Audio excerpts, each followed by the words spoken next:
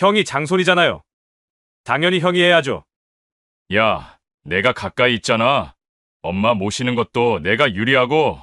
제사를 서로 미루는 두 아들의 모습을 보니 가슴이 찢어졌습니다. 남편이 돌아가신 후 평당 200원짜리 산과 낡은 집을 물려준다 했더니 두 아들 모두 거부했어요. 그 돈 받고 평생 제사 지내기 싫다고. 요즘 누가 제사를 지내냐고. 서로 싸우고 3년간 명절에도 안 왔습니다. 그런데 제가 산을 8억에 팔고 나니 두 아들이 동시에 나타났어요. 엄마, 제사는 제가 지낼게요. 대신 그 돈 절반만 주세요. 아니, 내가 할게. 제사야 뭐 어렵나? 돈 냄새를 맡고 갑자기 효자가 된 두 아들. 저는 그날 밤 깊은 고민에 빠졌습니다. 누구에게 제사와 8억을 물려줘야 할지. 끝까지 들으시고 제 선택이 옳았는지 여러분들의 생각을 댓글로 남겨주세요. 구독과 좋아요는 제게 큰 힘이 됩니다. 저는 올해 68살 박순자예요. 남편이 돌아가신 지 한 달이 지났습니다. 시골 산골 마을에서 남편과 함께 40년을 살았죠. 남편 김도윤은 제게 전부였습니다. 농사 짓고 산 관리하며 소박하게 살았지만 행복했어요. 그런데 갑작스러운 심장마비로 남편이 떠나고 나니 앞이 캄캄했습니다. 49제를 마친 날, 저는 두 아들을 불러 앉혔습니다. 큰아들 민수는 서울에서 대기업 과장으로 일하고 있고, 둘째 민재는 읍내에서 작은 카센터를 운영하고 있죠. 두 아들 모두 결혼해서 각자 가정을 꾸리고 있습니다. 거실에 앉은 두 아들의 표정이 어두웠어요. 제사 이야기를 꺼낼 거란 걸 눈치챈 모양이었습니다. 이제 아버지 제사하고 할아버지 제사는 누가 맡을래? 민수가 먼저 입을 열었습니다. 서울이 너무 멀어서 제사 때마다 내려오기 힘들다고 했어요. 회사 일도 바쁘고 애들 학원도 있고 무엇보다 아내가 제사 준비를 부담스러워한다고 덧붙였죠. 민재는 형을 노려보며 말했습니다. 형이 장손이잖아요. 당연히 형이 해야죠. 야, 내가 가까이 있잖아. 엄마 모시는 것도 내가 유리하고. 두 아들이 서로 미루는 모습을 보니 가슴이 찢어졌습니다. 남편이 살아있을 때는 명절마다 온 가족이 모였는데 이제는 제사가 짐이 된 거예요. 저는 심호흡을 하고 말을 이었습니다. 그럼 이렇게 하자. 제사 맡는 사람한테 우리 선산하고 이 집을 물려줄게. 두 아들의 눈이 번쩍 뜨였습니다. 하지만 곧 실망스러운 표정으로 바뀌었죠. 민수가 먼저 계산기를 두드리기 시작했어요. 선산과 주변 산이 합쳐서 5만 평인데 이 산골에서는 평당 200원도 안 됩니다. 다 합쳐봐야 1,000만 원. 낡은 집과 주변 밭을 합쳐도 5천만 원이 전부예요. 민재가 코웃음을 쳤습니다. 하루에 버스가 4번밖에 안 오는 이런 산골 땅을 누가 사겠냐고, 팔리지도 않는 땅 받아서 뭘 하냐고 투덜거렸어요. 엄마, 솔직히 말해서 그 돈 받고 평생 제사 지내는 게 더 손해예요. 맞아요. 제사 한 번 하려면 준비하는 데만 며칠이고 비용도 매번 50만 원 넘게 들잖아요. 두 아들이 입을 모아 거부했습니다. 제사상 차리는 품과 정성은 돈으로 계산할 수 없는 건데 아들들에게는 그저 손익계산의 대상일 뿐이었어요. 둘 다 단호하게 거부했어요. 제 마음이 무너져 내렸습니다. 남편이 그렇게 중요하게 여기던 제사를 아들들은 이렇게 쉽게 포기하려 하다니요. 남편이 임종 직전에 남긴 유언이 떠올랐습니다. 자기 제사는 안 지내도 되지만 조상 제사와 산소는 꼭 지켜달라고 했었죠. 조상한테 잘해야 후손들이 복을 받는다고 간절히 부탁했었어요. 저는 떨리는 목소리로 말했습니다. 아버지가 마지막까지 부탁한 거라고, 조상님 제사만큼은 꼭 지켜야 한다고 설득했어요. 하지만 두 아들은 요지부동이었습니다. 민수는 시대가 변했다며 고개를 저었고, 민재는 형이 안 하는데 왜 자기가 해야 하냐고 반문했죠. 서로 눈치만 보며 책임을 회피하는 모습이 너무 서글펐습니다. 다음 날 아침, 민수가 먼저 서울로 올라갔습니다. 회사에 급한 일이 있다며 서둘러 떠났죠. 민재도 카센터에 예약이 밀렸다며 읍내로 돌아갔어요. 집에 혼자 남겨진 저는 텅 빈 거실을 멍하니 바라봤습니다. 이제 어떻게 해야 할까요? 남편과의 약속을 지키려면 혼자서라도 제사를 모셔야 하는데 늙은 몸으로 감당할 수 있을지 막막했습니다. 추석이 다가왔습니다. 남편이 돌아가신 후 처음 맞는 명절이었어요. 두 아들에게 연락했더니 마지못해 온다고 했습니다. 추석 당일 아침 민수가 먼저 도착했어요. 인사도 건성이었죠. 민재는 점심때가 다 되어서야 나타났습니다. 두 아들이 거실에 앉자마자 분위기가 싸늘해졌어요. 차례상 준비를 하려는데 민수가 갑자기 말했습니다. 엄마, 우리 이번 기회에 제사를 정리하면 어때요? 민재가 형의 말을 받았어요. 맞아요. 이제 납골당 가서 간단히 인사만 하죠. 명절 제사는 구시대적이에요. 저는 전을 붙이던 손을 멈췄습니다. 두 아들이 무슨 짓을 하는 건지 어이가 없었어요. 민수가 계속 떠들었습니다. 효도는 마음이지 제사상이 아니라고. 살아계실 때 잘하는 게 진짜 효도라고. 요즘 젊은 사람들은 아무도 제사 안 지낸다며 시대가 변했다는 말만 반복했죠. 그건 니들 아버지가 마지막까지 지키라던 약속이야. 제 말에 민재가 짜증을 냈습니다. 아버지도 살아계셨으면 시대에 맞게 바꾸셨을 거라고 고집 부리지 말라고 했어요. 그때 민수가 민재를 향해 말했습니다. 그나저나 내가 가까이 있으니까 내가 간단하게라도 모시면 되잖아. 민재가 발끈했어요. 형이 장손이면서 왜 나한테 떠넘겨요? 두 아들이 부엌에서 목소리를 높이기 시작했습니다.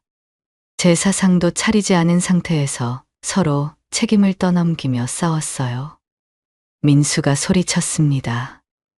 야, 넌 부모님 가까이 있으면서 뭐 하나 제대로 하는 게 있어?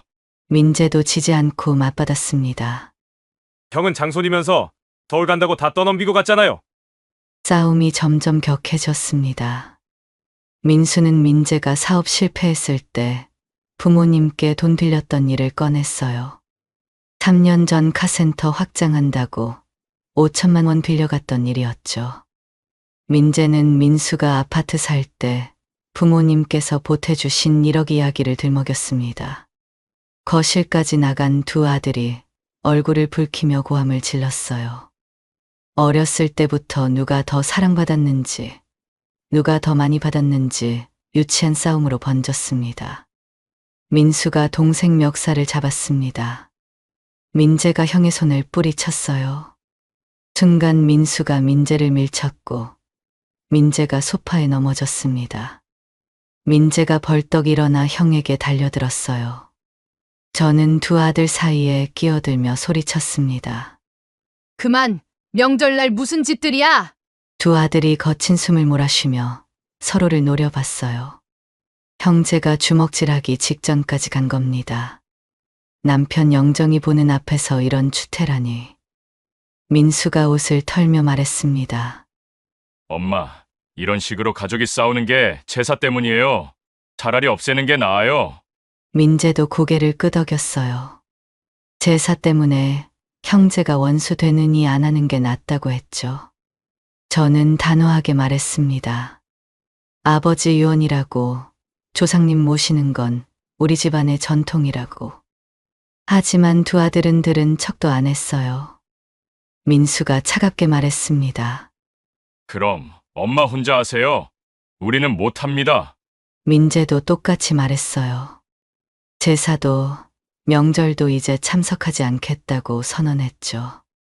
두 아들이 짐을 챙겨 나갔습니다. 차례도 지내지 않고 그냥 가버렸어요. 대문이 쾅 닫히는 소리가 집안에 울렸습니다. 텅 빈 집에 혼자 남겨졌어요. 차례상에 올릴 음식들이 부엌에 그대로 있었습니다. 전 부치다만 팬, 나물 무치다만 그릇들. 그래도 차례는 지내야 했습니다. 낡은 부엌에서 찬 바람이 들어왔습니다. 손이 시려웠지만 정성껏 20가지 음식을 준비했어요. 남편이 좋아하던 도라지나물, 고사리, 호박전, 동태전, 소갈비찜까지. 제사상을 차리고 초를 켰습니다. 향을 피우니 연기가 천장으로 올라갔어요. 혼자서 절을 올리며 중얼거렸습니다. 그래도 조상님이 보고 계시겠지. 제가 지키고 있다는 걸 아실 거예요. 읍내에서 일꾼 3명을 고용해서 벌초도 다 했습니다. 하루 일당이 20만 원씩, 총 60만 원이 들었죠. 일꾼들이 풀을 베는 동안 저는 조상님 묘 앞에서 막걸리를 부었어요. 손이 떨려서 술이 땅에 쏟아졌습니다. 그날 밤 꿈에 남편이 나타났습니다. 포근한 미소를 짓고 있었어요. 남편이 말했습니다. 잘하고 있어요, 여보. 고생이 많아요. 저는 울며 말했죠. 아들들이 싸우고 갔어요. 이제 아무도 안 온대요. 남편이 제 머리를 쓰다듬으며 말했어요. 복은 언젠가 돌고 돌아요. 조금만 참아요. 꿈에서 깨니 베개가 젖어 있었습니다. 남편 말이 맞기를, 언젠가는 이 고생이 보상받기를 바라며 다시 잠들었습니다. 그렇게 혼자 제사를 지낸 지 2년이 흘렀습니다. 두 아들과는 완전히 연이 끊겼어요. 명절에도 제삿날에도 연락 한 통 없었죠. 마을 사람들이 수근거리는 소리가 들렸지만 못 들은 척했습니다. 5월 어느 날 오후였어요. 마당에서 콩 심을 준비를 하고 있는데 검은색 승용차 한 대가 집 앞에 멈췄습니다. 정장을 입은 남자가 내렸어요. 서류 가방을 든 모습이 영락없는 도시 사람이었죠. 대문 앞에서 인사를 했습니다. 30대 후반쯤 되어 보이는 남자였어요. 명함을 건네며 자신을 소개했습니다. 그린에너지 개발팀 김상민 과장이라고 했죠. 어머님, 실례가 안 된다면 잠시 시간 좀 내주실 수 있을까요? 뭔가 수상했지만 일단 거실로 안내했습니다. 차를 대접하며 용건이 무엇인지 물었어요. 김 과장이 서류 가방에서 지도를 꺼냈습니다. 우리 마을 일대가 빨간색으로 표시되어 있었어요. 그가 지도를 가리키며 설명하기 시작했습니다. 정부에서 신재생에너지 사업을 추진 중인데 이 일대가 태양광 발전에 최적의 조건을 갖추고 있다고 했어요. 일조량이 풍부하고 경사가 완만해서 전국에서 손꼽히는 입지라고 했죠. 그러더니 핵심적인 이야기를 꺼냈습니다. 이 일대가 태양광 단지로 개발됩니다. 어머님 땅이 핵심 구역이에요. 순간 심장이 쿵쿵 뛰었습니다. 우리 산이 개발 구역에 포함된다는 말인가요? 김 과장이 계약서를 꺼내며 말을 이었어요. 다른 산주들과는 이미 협의가 끝났는데 우리 산이 중심부에 있어서 꼭 필요하다고 했습니다. 전체 사업이 우리 땅 매입에 달려있다고 강조했죠. 그리고 폭탄 같은 제안을 했습니다. 평당 2만 원에 매입하겠다고. 5만 평이니까 10억 원이었어요. 저는 귀를 의심했습니다. 평당 200원도 안 되던 땅이 2만 원이라니 100배가 넘는 가격이었죠. 정말 10억을 주신다는 거예요? 김 과장이 고개를 끄덕였습니다. 계약금으로 1억을 먼저 입금하고 잔금은 한 달 안에 치르겠다고 했어요. 서류를 보니 정식 회사 직인이 찍혀 있었고 관공서 허가 서류도 첨부되어 있었습니다. 머릿속이 복잡해졌어요. 10억이면 평생 걱정 없이 살 수 있는 돈입니다. 하지만 조상님 산소는 어떻게 하죠? 고민하는 제 모습을 본 김 과장이 말했습니다. 며칠 생각해보고 결정하라고. 다만 이번 주 안에는 답을 달라고 했어요. 다른 대안을 찾아야 할 수도 있다면서 압박했죠. 김 과장이 돌아간 후 저는 밤새 고민했습니다. 납골당으로 간 남편 앞에 가서 한참을 울었어요. 어떻게 해야 할까요? 조상님을 모신 땅을 팔 수는 없지만 이런 기회가 다시 올까요? 다음 날 김 과장에게 전화했습니다. 조상묘가 있는 구역만 제외하고 팔 수 있는지 물었어요. 김 과장이 잠시 통화를 보류하더니 돌아왔습니다.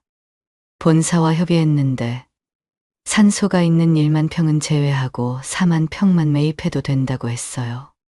대신 평당 가격은 그대로 2만 원을 유지하겠다고 했죠. 8억 원이었습니다. 저는 결심했습니다. 조상님 계신 곳은 지키고 나머지는 팔겠어요. 사실 속으로는 다른 생각도 있었습니다. 이 돈이면 아이들도 욕심낼 텐데 제사도 안 지내는 놈들한테는 한 푼도 안 준다. 그 대신 아이들이 나중에 힘들어질 때를 대비해서 따로 보관해두자. 어차피 내 노후 자금으로는 충분하고도 남으니까. 계약은 일사천리로 진행됐습니다. 일주일 후 계약금 1억이 통장에 입금됐어요. 내 이름으로 된 통장에 1억이라는 숫자를 보니 실감이 나지 않았습니다. 한 달 후 잔금까지 모두 받았어요. 8억이 제 손에 들어왔습니다. 평생 200원짜리 땅이라고 무시받던 산이 이렇게 큰 돈이 되다니. 은행에 가서 정기예금을 들었습니다. 일부는 노후 생활비로, 일부는 비상금으로 나눠서 관리하기로 했어요. 집으로 돌아오는 길에 납골당으로 갔습니다. 여보, 조상님 모신 곳은 그대로 지켰어요. 나머지는 팔았지만 이 돈으로 제사는 끝까지 지킬게요. 바람이 불어 나무잎이 흔들렸습니다. 남편이 대답하는 것 같았어요. 그날 밤 두 아들에게 연락할까 고민했습니다. 산을 팔았다고 알려야 하나? 하지만 이내 마음을 접었어요. 제사도 안 오는 놈들이 무슨 자격으로 이 돈을 알아야 하죠? 오히려 속이 시원했습니다. 이제 제사 비용 걱정도 없고 벌초 비용도 충분해요. 무엇보다 두 아들에게 의지하지 않고 혼자 살 수 있다는 게 뿌듯했죠. 다만 한 가지 결심했습니다. 이 돈은 절대 낭비하지 않겠다고. 필요한 곳에만 쓰고 나머지는 아이들을 위해 남겨두겠다고. 제사도 안 오는 불효자들이지만 그래도 내 자식이니까. 언젠가 정말 어려워지면 그때 도와주리라 마음먹었어요. 그해 여름 태풍으로 산사태가 나면서 집이 부서졌어요. 어쩔 수 없이 산을 판 돈으로 집을 새로 지었습니다.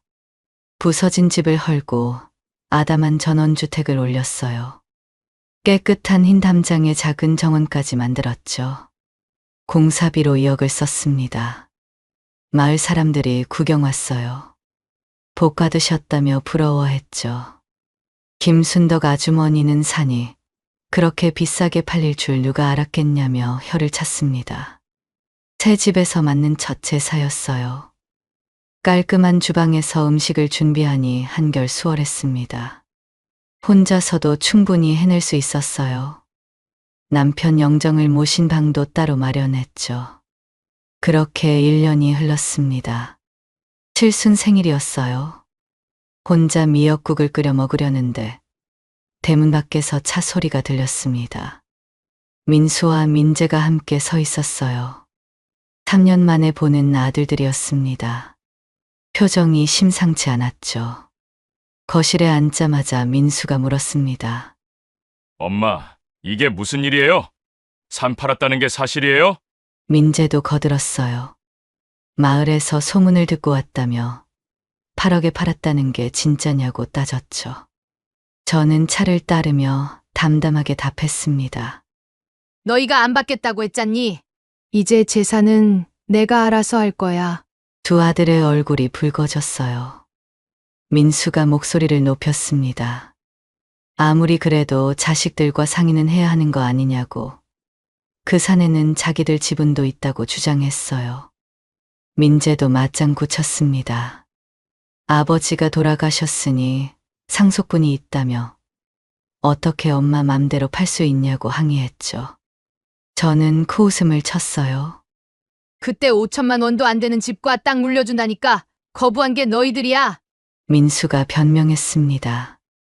그때는 그 정도 가격인 줄 알았다고 8억이나 되는 걸 알았으면 당연히 제사를 맡았을 거라고 했어요.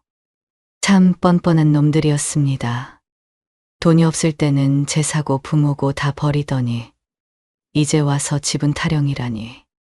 엄마, 그래도 우리가 자식인데 미리 알려주셨어야죠. 맞아요. 그 돈으로 집도 새로 지으시고 남은 돈은 어디 있어요? 두 아들의 눈빛이 욕심으로 번들거렸어요. 마치 제 돈인 양 캐물었죠. 저는 일어나며 말했습니다. 너희들이 제사 안 온 지 3년이야. 이제 와서 무슨 염치로 돈 이야기를 해? 민수와 민재가 서로 눈치를 봤어요. 그러더니 갑자기 태도를 바꿨습니다. 민수가 먼저 말했어요. 앞으로는 꼭 제사에 참석하겠다고, 효도하겠다고 약속했죠. 민재도 고개를 숙이며 그동안 잘못했다고, 엄마를 모시겠다고 했어요. 하지만 저는 그들의 진심을 알고 있었습니다. 돈 때문이었죠. 8억이라는 돈이 그들을 여기로 끌고 온 거예요. 생일상도 차려주지 않고 그들을 돌려보냈습니다. 대문을 나서며 두 아들이 수근거리는 소리가 들렸어요. 뭔가 계획을 세우는 것 같았죠. 그날 밤 남편 영정 앞에서 혼잣말을 했습니다.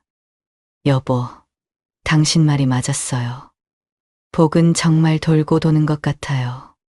하지만 그 복을 탐내는 놈들도 함께 돌아왔네요. 창밖으로 보름달이 떴습니다. 제 칠순 생일날 축하해주는 사람은 하늘의 남편뿐이었어요. 생일날 이후 일주일 만에 민수가 다시 찾아왔습니다. 이번에는 혼자 왔더군요. 정성스럽게 과일 바구니까지 들고 왔어요. 3년 동안 명절 때도 안 오던 놈이 갑자기 효자 코스프레라니. 거실에 앉자마자 민수가 조심스럽게 말을 꺼냈습니다. 엄마, 제가 다시 생각해봤는데요. 제사는 제가 할게요. 대신 산판 돈 중 절반만 저한테 주시면 안 될까요? 어이가 없어서 웃음이 나왔습니다. 8억의 절반인 4억을 달라는 거예요. 제사 몇 번 지내고 4억을 받겠다니 계산이 참 빠르더군요. 그때 대문이 벌컥 열렸습니다. 민재가 헐레벌떡 들어왔어요. 형이 혼자 온 걸 알고 쫓아온 모양이었죠. 민재가 형을 노려보며 말했습니다. 형, 혼자 무슨 짓이에요? 나 몰래 엄마한테 와서 거래하려고? 민수가 발끈했어요.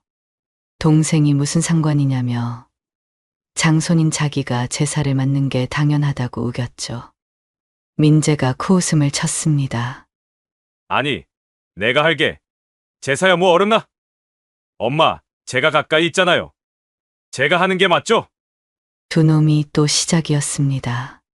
서로 제사를 맡겠다고 아우성이었어요. 3년 전에는 서로 떠넘기더니 이제는 서로 하겠다고 싸우는 꼴이라니. 민수가 동생을 비난했습니다. 예전에 제사는 구시대적이라고 했으면서 이제 와서 왜 이러냐고. 제숙기가 힘들어한다며 거부했으면서 무슨 염치로 제사를 맡겠냐고 따졌어요. 민재도 질세라 형을 공격했습니다. 서울이 멀어서 못 온다고 했으면서 고속도로 막힌다고 투덜거렸으면서 이제 와서 뭐냐고. 요즘 누가 제사를 지내냐고 큰 소리 쳤던 게 누구냐고 맞받아 쳤죠. 저는 두 놈의 싸움을 지켜보며 속으로 비웃었습니다. 돈이 사람을 이렇게 만드는구나. 8억이라는 돈 앞에서 갑자기 효자가 되고 싶어진 거예요. 조상님 제사는 돈으로 하는 게 아니야. 마음으로 하는 거지. 제 말에 두 아들이 입을 다물었습니다. 하지만 눈빛은 여전히 욕심으로 가득했어요. 민수가 다시 입을 열었습니다. 그동안 잘못했다고, 이제라도 효도하고 싶다고 애원했어요. 민재도 엄마를 모시고 싶다고, 제사도 정성껏 모시겠다고 약속했죠. 하지만 저는 단호했습니다.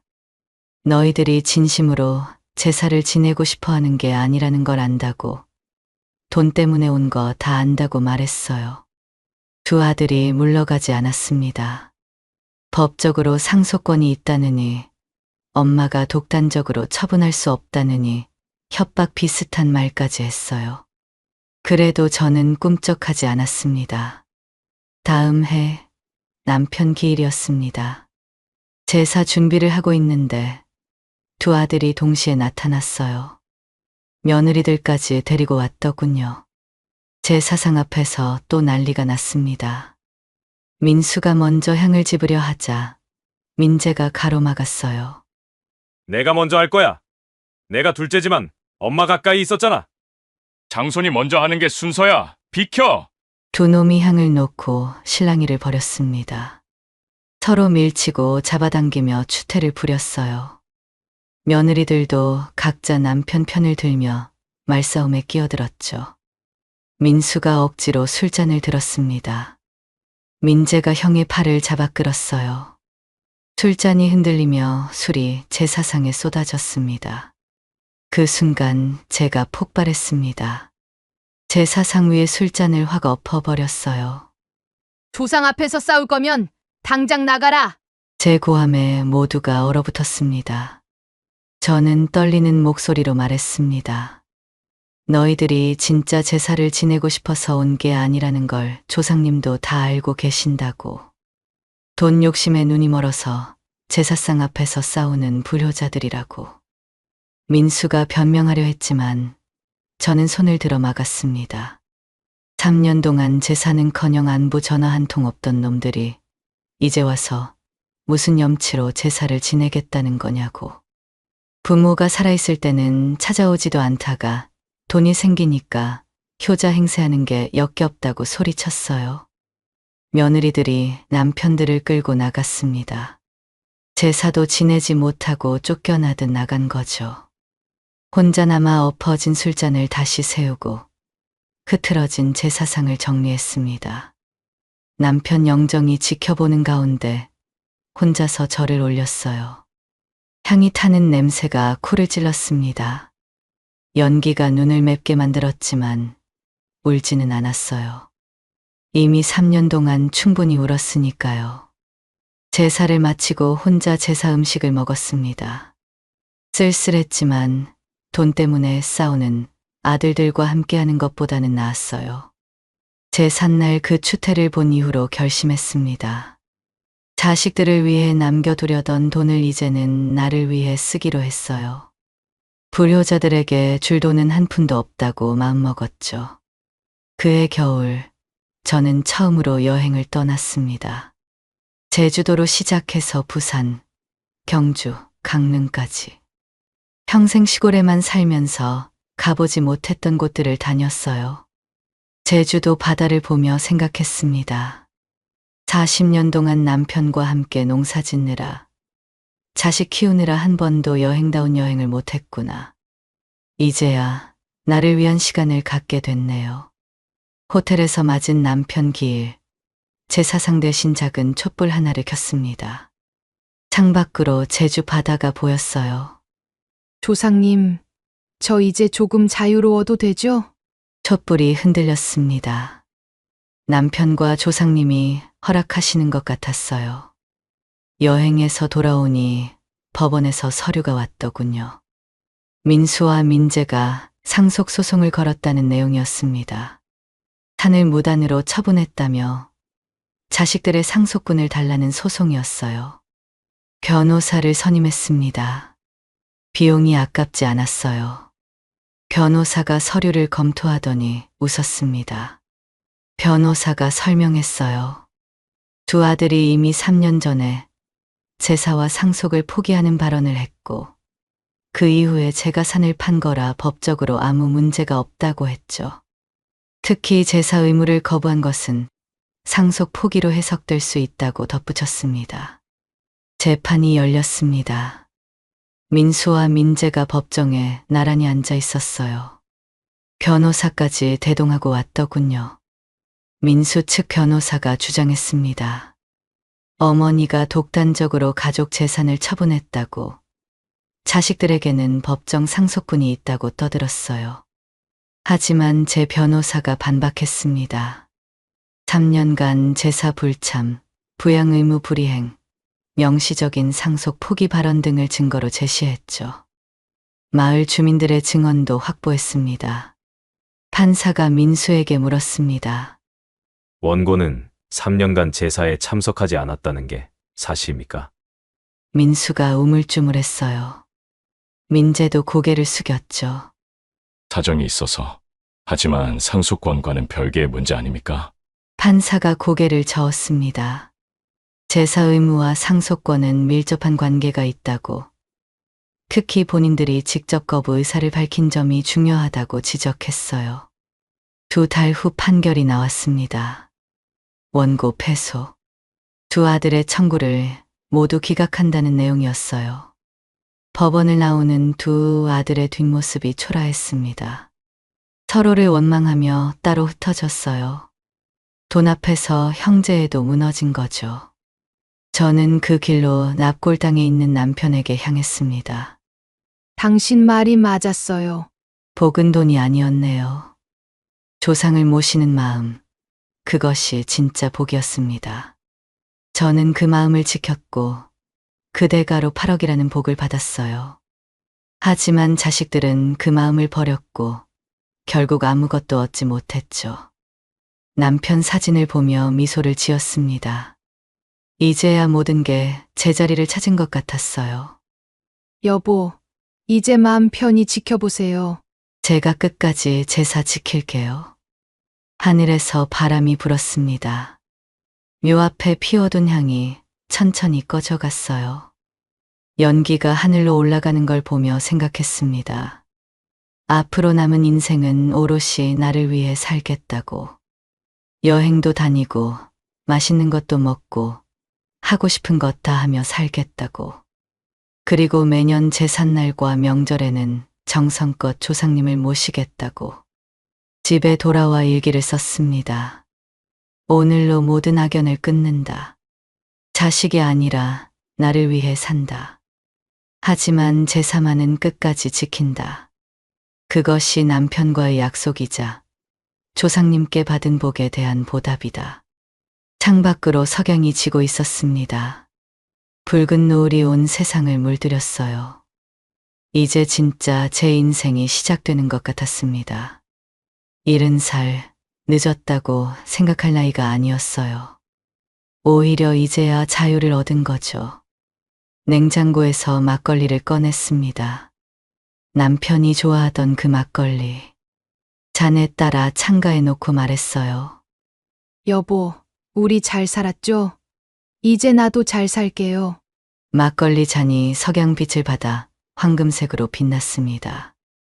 오늘의 이야기가 와닿으셨다면 구독과 좋아요 부탁드립니다.